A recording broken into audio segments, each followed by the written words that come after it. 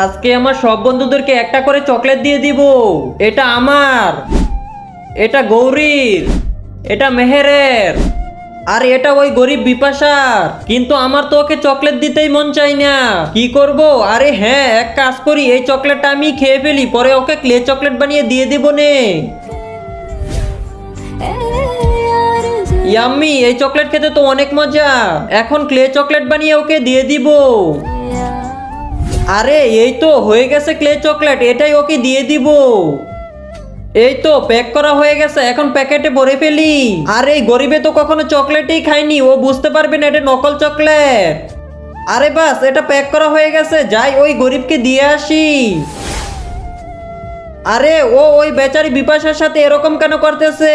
ওকে তো কিছু করতেই হবে। তুমি ওই বেচারি বিপাশার সাথে এরকম কেন করতেছো? এখন বুঝতে পারবে কারোর সাথে খারাপ করলে এর ফল কি হয়।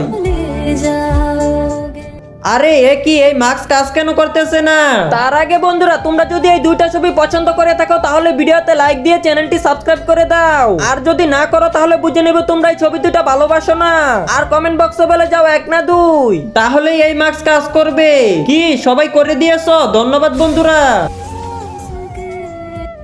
বন্ধুরা, আমি তোমাদের জন্য চকলেট নিয়ে আসছি। ওয়াও, চকলেট আমাদেরকে একটা দাও না।